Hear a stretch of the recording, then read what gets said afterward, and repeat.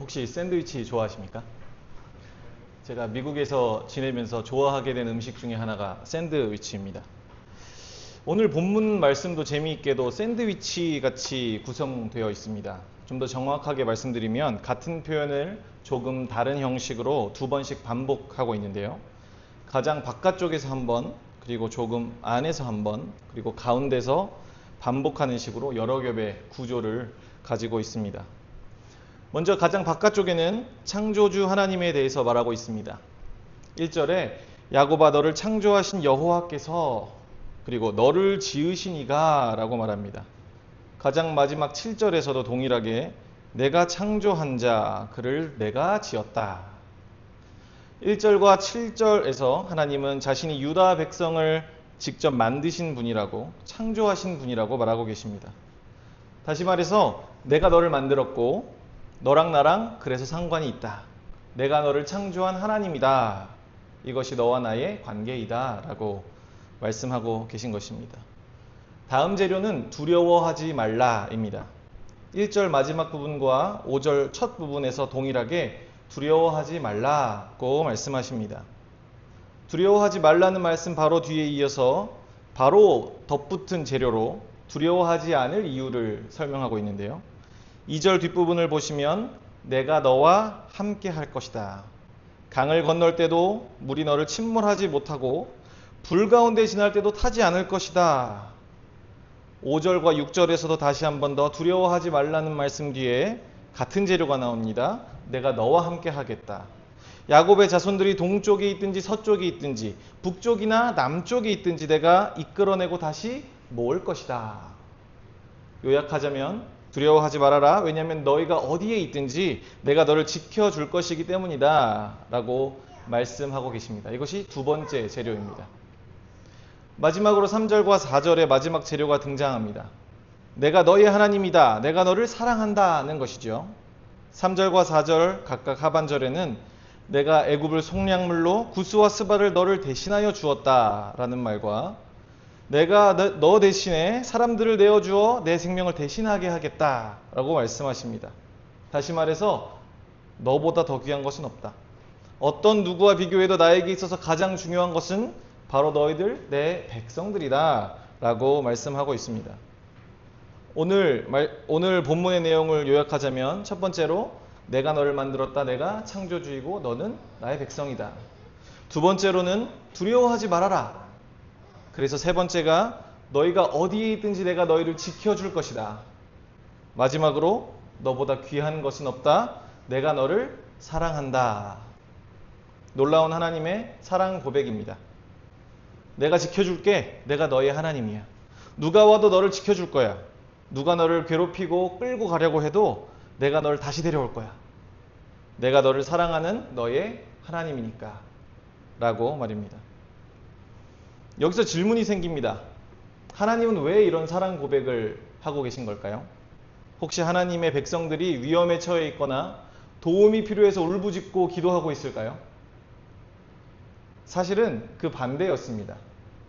이 당시 말씀을 들었던 남유다 백성들은 하나님 없이도 잘 살 수 있다고 생각했습니다. 오늘 본문의 역사적인 배경을 조금 살펴볼 필요가 있습니다. 오늘 본문은 남유다에서 활동했던 이사야 선지자가 기록했습니다. 이사야는 아주 오랫동안 사명을 감당했고 무려 4명의 왕을 경험했습니다. 우시야, 요담, 아하스, 히스기야입니다. 그 중에 첫 번째 왕인 우시야가 죽고 나서부터 이사야가 본격적으로 선지자 사역을 시작하는데요. 이미 그 당시에 우시야 왕의 통치하에서 남유다는 소위 아주 잘 나갔습니다. 군사적으로도 강했고 경제적으로도 풍요로웠습니다. 역대하 26장 말씀에 따르면 우시야는 블레셋을 평정하고 아라비아와 암몬을 쳤다고 말합니다. 북이스라엘을 제외하고 동서남북 전부 다 평정한 거죠. 그는 예루살렘뿐만 아니라 광야에도 망대를 세웁니다. 일단 군비가 많았다는 것을 알 수 있고 그만큼 군사력이 강했다는 것을 알 수 있습니다. 농사와 목축에 종사하는 관료들을 두기도 했습니다.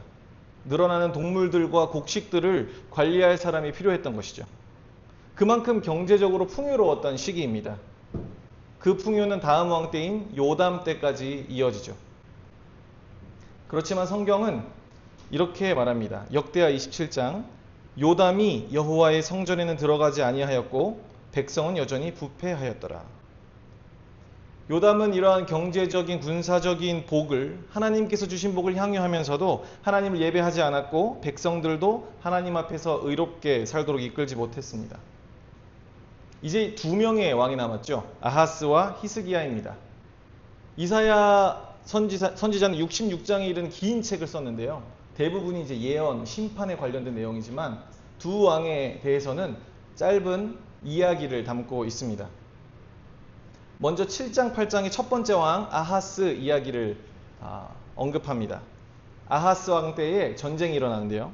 아람과 북이스라엘이 쳐들어옵니다. 그리고 용맹하게 싸운 아하스는 모두 다 무찌릅니다. 패배한 두 나라는 이번에 연합군을 결성해서 쳐들어옵니다.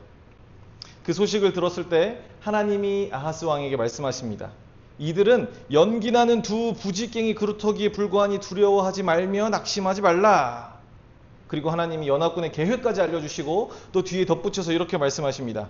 그 일은 서지 못하며 이루어지지 못하리라. 얼마나 위로가 되는 말씀입니까? 거기서 멈추지 않고 하나님은 또 말씀하십니다. 징조를 구하라. 징조를 주겠다. 티끌만한 믿음이라도 보여주면 내가 너희들에게 승리를 확신하게 해주겠다. 라고 말씀하시는 것이죠.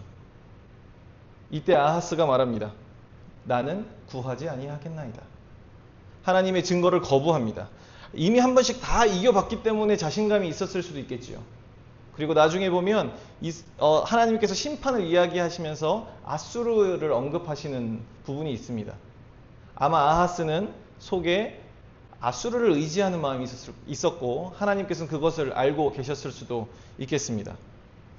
다시 말해서 아하스는 자신을 먼저 의지했고 또 옆에 있는 친구, 힘센 친구를 의지했던 것입니다. 그리고는 하나님께 말하죠. 하나님 필요 없습니다. 아수르 왕이랑도 이야기 잘 되고 있고 저도 다 해봤습니다. 외교적으로 준비도 잘 되고 있고 무찌를 수 있으니까 하나님 필요 없습니다. 잠깐 빠져 계세요. 지금 전쟁 준비할 테니까요. 징조고 뭐고 넣어두세요.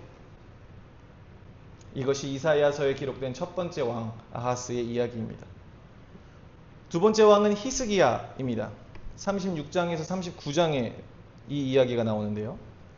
히스기야 시대에도 전쟁이 있었습니다.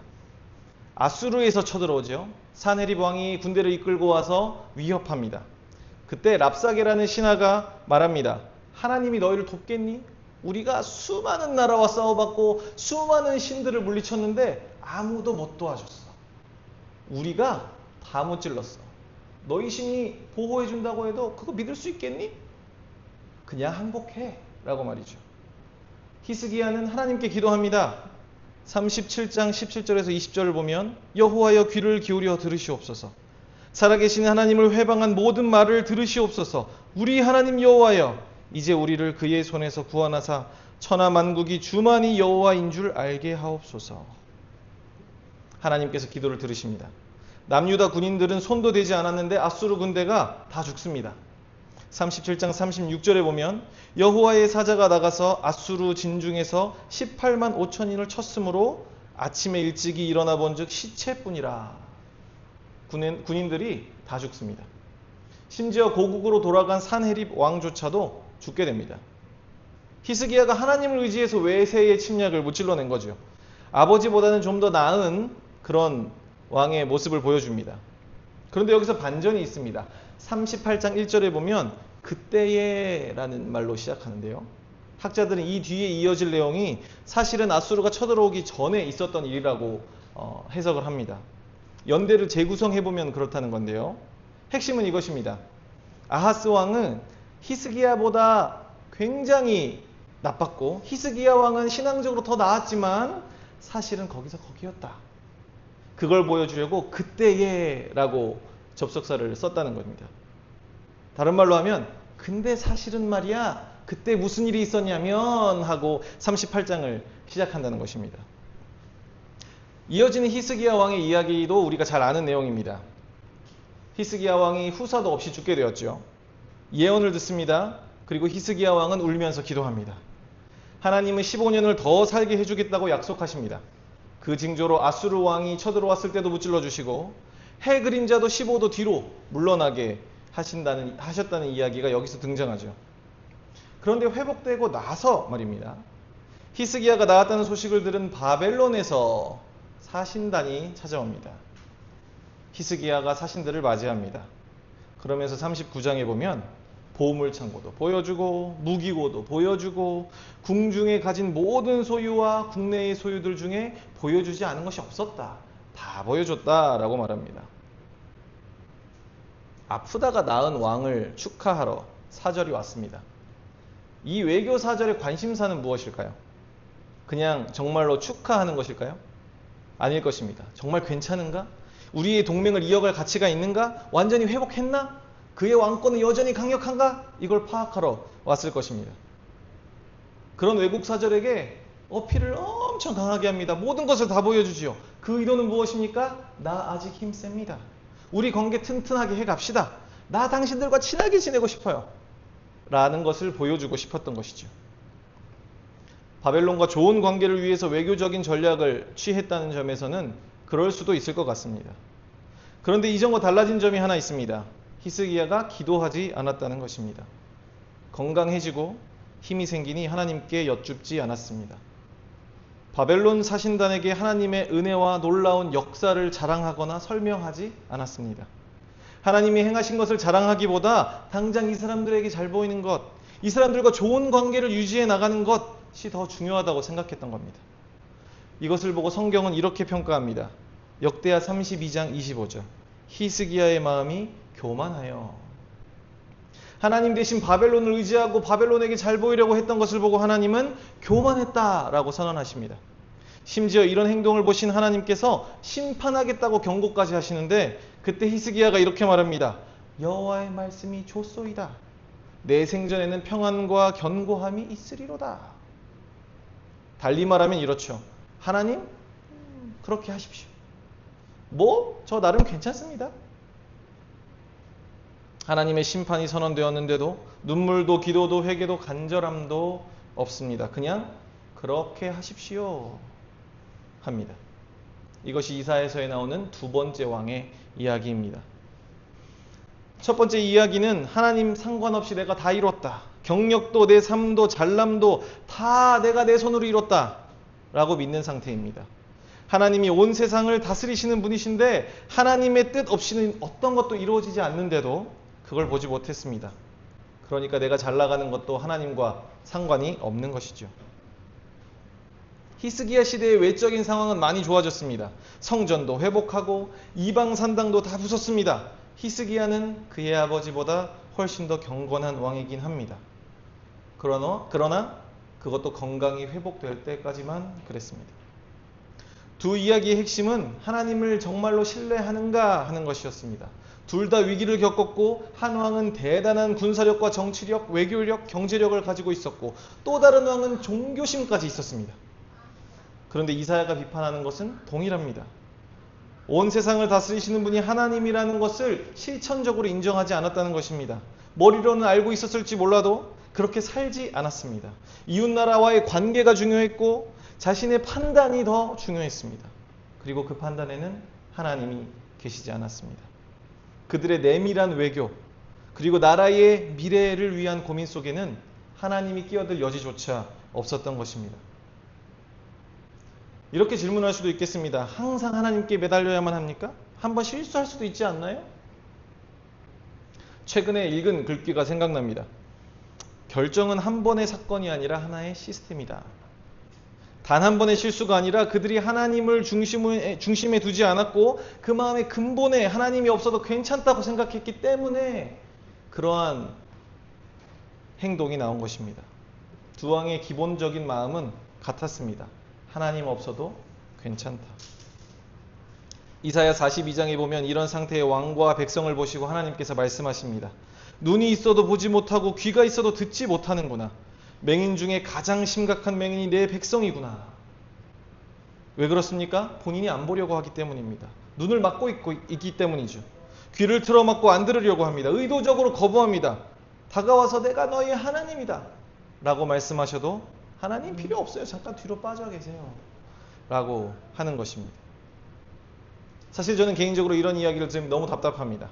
아, 이런 바보 같은 사람들이 있나. 이러니까 나라가 망하지. 답 없네.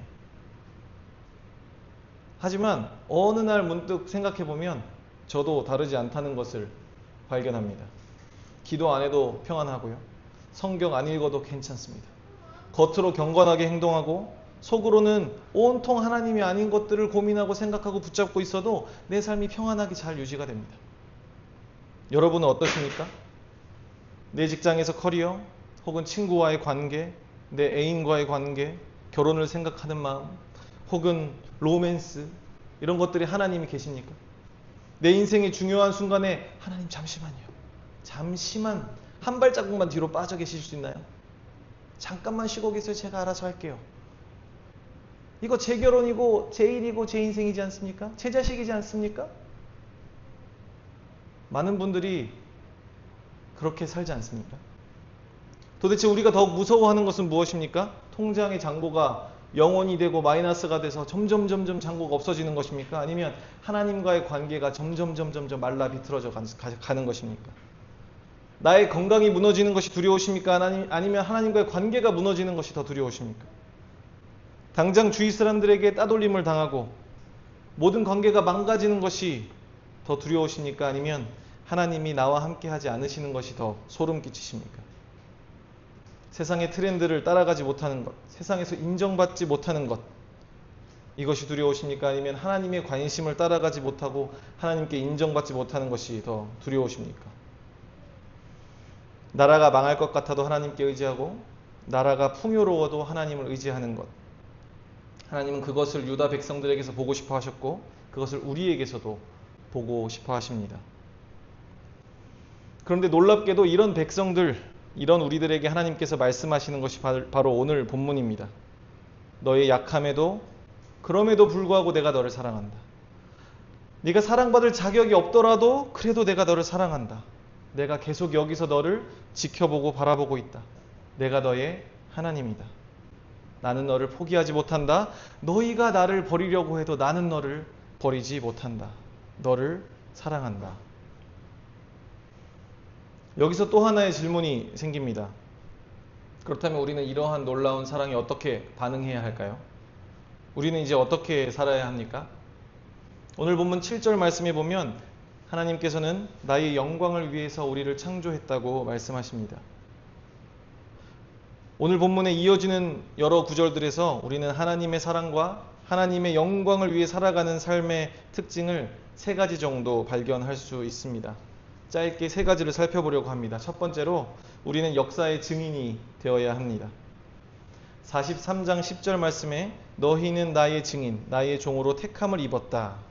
12절에도 내가 알려주었으며 구원하였으며 보였고 너희 중에 다른 신은 없나니 그러므로 너희는 나의 증인이요 나는 하나님이니라. 우리는 하나님의 증인으로 살아야 합니다. 증인으로서 우리는 먼저 세상을 보아야 합니다. 선지자 이사야가 그러했던 것처럼 66장이나 되는 예언서를 보면서 예언서를 쓰면서 세상의 패역함을 기록했던 것처럼 우리도 이 시대를 바라보아야 합니다. 우리가 먼저 해야 할 것은 하나님의 눈으로 세상을 보는 것입니다. 이사야는 태평성대라고 불리는 날을 살면서도 힘있고 평안하고 잘나가는 시대라고 보지 않고 하나님 앞에서 죄가 넘쳐나는 세상이라고 소리쳤습니다. 그 가운데에서 하나님의 뜻이 무엇인지 앞으로 하나님께서 어떤 일을 이루어 가실지 기록했습니다. 그는 역사를 기록하는 것에서 그치지 않았고 그 가운데에서 하나님의 일하심을 목도하였습니다. 다시 말해서 이사야는 역사의 기록자이었으며 그 역사를 다스리시는 하나님의 증인이었습니다. 하나님은 역사의 주관자이십니다. 온 세상과 나라와 인생을 다스리십니다. 아하스 왕은 아수르를 의지했고 히스기야는 바벨론과 가까이 하려 했습니다. 그러나 그 나라를 세우기도 하시고 무너뜨리시는 분이 바로 하나님이십니다. 하나님의 뜻이 있기에 제국이 세를 얻기도 하고 망하기도 합니다. 역사를 움직이시는 하나님, 그 가운데에서 구원을 이루어 가시는 하나님을 의지하지 못했습니다. 그러나 우리는 그 패역한 세상을 바라보아야 합니다. 그 가운데에서 일하고 계신 하나님, 역사의 주관자이시며 우리의 구원을 이루어 가시는 하나님을 계속 지속적으로 바라보아야 합니다. 바라기는 하나님께서 우리의 눈을 열어주시길 바랍니다. 그래서 세상을 바라볼 때마다 하나님께서 세상을 다스리시는 분이심을 더욱더 분명하게 볼 수 있게 되기를 바랍니다. 두 번째로 하나님의 영광을 위한 삶은 하나님의 일하심을 경험하는 삶입니다. 43장 10절 말씀을 보면 나를 알고 믿으며 내가 그인 줄 깨닫게 하려고 라고 말씀하고 있습니다. 우리는 하나님의 다스림을 매일의 삶 속에서 민감하게 경험해야 합니다. 온 우주와 세상을 다스리시는 하나님을 살아계신 나의 하나님으로 경험하며 살아야 합니다. 이사야서를 읽을 때마다 저는 항상 이사야 6장에서 멈칫합니다. 너무 놀라운 일이 쓰여 있기 때문인데요. 그는 성전에서 하나님의 보좌를 보고 성전 가득한 하나님의 영광을 목도하였습니다. 이런 초자연적인 현상이 나에게도 일어나면 얼마나 좋을까. 그렇게 생각하면서 6장을 항상 곱씹게 됩니다. 그런데 그렇지 않아도 하나님은 우리에게 자신을 알려주십니다. 왜냐하면 지금도 하나님이 우리와 함께 계시고 우리를 위해서 일하고 계시며 우리와 함께 역사하고 계시기 때문입니다. 만나와 메추라기 이야기를 기억하실 겁니다. 그 이야기도 참 놀랍죠. 불기둥과 구름기둥. 아침 저녁마다 하나님이 살아계심을 초자연적으로 느끼지 않습니까? 정말 우리 생각에는 말도 안 되는 일들이 매일매일 벌어지는 것 같습니다. 아침에 나가면 매일 먹을 것이 바닥에 떨어져 있고요. 그리고 그것을 가져다가 먹고 마시니까 얼마나 하나님이 살아계심을 실감하면서 살았겠습니까? 우리 눈에는 그것이 초자연적이지만 다시 말해 이것을 뒤집어서 보면 당시 사람들에겐 그것이 반대였지 않겠습니까? 그냥 너무나도 당연했을 것입니다. 태어나 보니 밖에서 뛰어놀다 보니 항상 거기에 불기둥이 있었고 구름기둥이 있었습니다. 아침에 엄마가 심부름을 보내는 것이 만나 주워오는 것이었을 겁니다. 오히려 그 사람들은 가나안 땅에 들어가서 어느 날 갑자기 하나님의 말씀을 따라 만나가 그쳤을 때 더 놀라웠을 수도 있습니다. 우리 일상에서 만나는 일들도 다르지 않습니다. 아침에 동쪽에서 해가 뜨고 저녁이면 서쪽으로 해가 지는 일. 그것이 왜 당연하게 여겨집니까? 하나님이 일하지 않으시면 당연한 일도 일어나지 않습니다. 하나님이 거기서 일하고 계시기에 내가 당연하다고 여기는 일도 일어나는 것입니다. 신앙인으로서 우리는 영적인 민감함이 필요합니다. 왜냐하면 하나님의 역사가 없는 것이 아니라 우리가 그것을 인지하지 못하고 있기 때문입니다. 하나님이 역사 안 하시는 것이 아니라 하나님께서 역사하지 않으신다고 우리가 그것을 당연하게 받아들이고 있기 때문은 아니겠습니까? 과학을 연구하는 사람은 연구하면서 실험실에서도 하나님을 만나고 철학을 연구하는 그리스도인은 머릿속으로 사고하면서 하나님의 놀라우심을 경험하기도 합니다. 때로는 설거지하는 주부도 하나님을 찬양하며 하나님을 만나기도 하고 어떤 어린이들은 학교 가는 길에 문득 고개를 들어 아름다운 하늘을 보면서도 하나님을 경험하기도 합니다. 저와 여러분 모두 영적으로 더욱 민감해졌으면 좋겠습니다. 날마다 우리를 사랑하신 하나님을 더 깊이 알아가고 그분을 삶 속에서 더욱 깊이 있게 깨달아가기를 느껴가기를 바랍니다. 바라기는 성령 하나님께서 날마다 우리 마음의 세포에 활기를 더하셔서 하나님의 역사를 보고 하나님의 손길을 느낄 수 있는 예민함을 주셨으면 좋겠습니다. 그래서 하나님의 다스림을 매 순간 의식하며 하나님 역사의 참여자로 살아가는 우리가 되기를 바랍니다. 마지막으로 하나님의 영광을 위해 살아가는 우리는 하나님을 찬양해야 합니다. 43장 21절에 보면 이 백성은 내가 나를 위하여 지었다. 나를 찬송하게 하려 함이다. 라고 말합니다. 하나님의 역사를 목도하고 그 역사에 참여하는 사람은 찬양합니다. 하나님의 사랑을 맛본 사람은 그 변함없는 사랑을 찬양하고 하나님의 구원 역사에 참여하고 우리 삶과 온 세상을 다스리시는 놀라운 손길을 바라볼 때 우리는 그저 놀랍다, 신기하다, 좋은 경험했다 하고 끝날 수 없습니다. 나보다 크신 하나님, 내가 생각하는 것보다 더 나를 사랑하시는 하나님, 거룩하시고 놀라우신 하나님, 그분을 노래하는 것이야말로 우리가 해야 할 일입니다. 그렇기에 우리는 세상 속에서 마치 성가대와 같이 살아갑니다. 우리는 찬양합니다. 그분이 세상을 다스리시는 것을 알고 또 그 다스림을 경험하고 있기에 우리는 그분의 통치를 찬양합니다. 하나님의 구원을 경험했기에 우리는 하나님이 우리의 구원자시다 하고 노래합니다. 하나님의 사랑을 경험한 죄인이기에 하나님은 사랑이시다 하고 선언합니다. 하나님께서 변함없이 우리를 사랑한다고 말씀하시기에 우리도 하나님을 신실하시다 고백할 수 있습니다. 하나님의 놀라운 역사를 목도하며 사는 증인이기에 하나님은 만유의 주시요 만주의 주십니다 라고 높여드립니다. 더 나아가 우리는 삶으로도 하나님을 찬양해야 합니다. 하나님의 역사를 보고 하나님을 찬양하는 우리 삶 자체가 하나님의 영광을 드러냅니다. 하나님의 다스림에 참여하고 하나님을 전적으로 의지하며 살려고 발버둥치는 우리의 모습이 살아계신 하나님을 드러내고 증명하는 찬양입니다. 나의 과거는 비참했고 오늘은 대단한 변화가 일어나지 않고 미래가 암울해 보여도 하나님을 붙잡고 의지하며 사는 내 삶이 가치가 있습니다. 어제 나를 붙드시고 지키신 하나님, 여기까지 나와 함께 하신 하나님, 암울한 현실에도 그 하나님만을 의지하며 사는 인생이 하나님을 향한 찬양입니다. 그런 삶이야말로 하나님께서 돌보시고 사랑하시고 책임지신다는 증거입니다. 지치고 힘들 때 하나님을 의지하는 모습이 하나님의 살아계심을 드러내고 아프고 연약할 때 하나님을 바라보는 태도가 하나님의 능력을 보여주며 기쁘고 행복할 때 하나님의 도움에 감사하는 인생이 하나님의 역사를 증명하는 삶입니다. 우리의 삶 자체가 하나님을 향한 찬양이며 하나님의 백성의 삶은 그 존재 자체로 하나님을 향한 거룩한 찬양입니다. 그렇게 여러분 우리 함께 하나님을 찬양했으면 좋겠습니다. 아름다운 목소리로 찬양하고 어떤 모습이든지 어떤 모습의 삶이든지 우리의 삶으로 삶의 찬양으로 하나님을 높여드렸으면 좋겠습니다.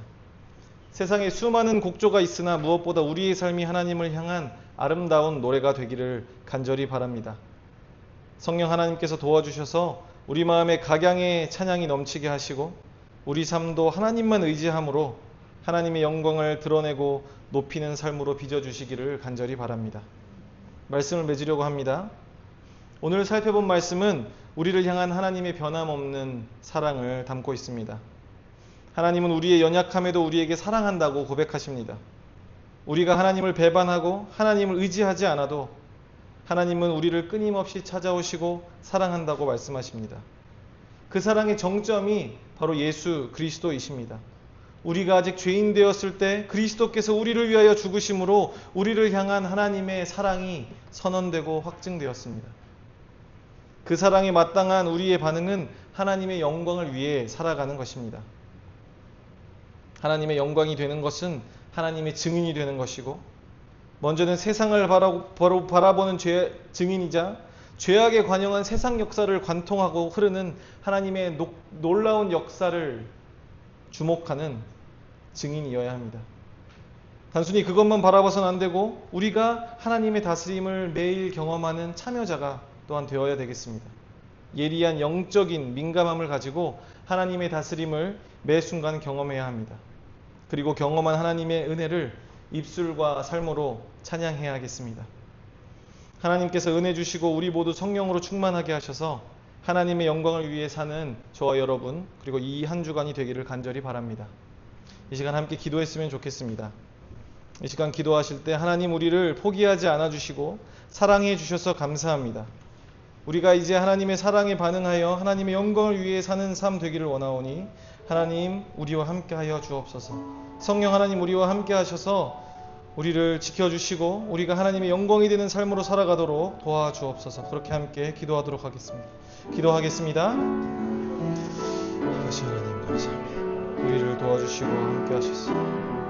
하나님 우리가 하나님의 사랑을 더욱더 깊이 있게 깨닫게 하여 주시기를. 사랑이 많으신 아버지 하나님의 놀라운 신실하신 사랑이 우리가 하나님이 우리를 창조하신 대로 하나님의 영광을 위해 살아간 자들 되기를 원합니다. 세상을 바라보는 눈 가운데에도 하나님을 향한 우리의 마음이 있게 하시고 그 가운데 하나님께서 이루어가시는 성취하시는 역사를 구원의 역사를 바라보게 하시고 단순히 목도하는 것뿐만 아니라 그것이 참여하며 매일의 삶 가운데 놀랍도록 이끄시는, 우리를 이끌어 가시고 지켜주신 하나님을 경험하며 살아가도록 도와주시옵소서.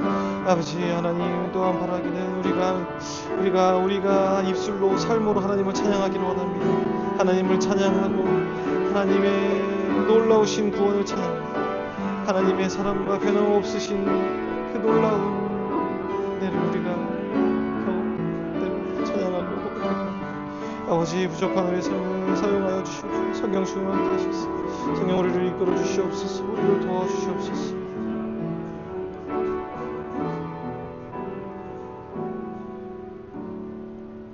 아버지 하나님, 우리를 사랑하시되 끝까지 사랑해 주시고 우리의 연약함과 악함에도 불구하고 우리를 포기하지 않아 주셔서 감사드립니다.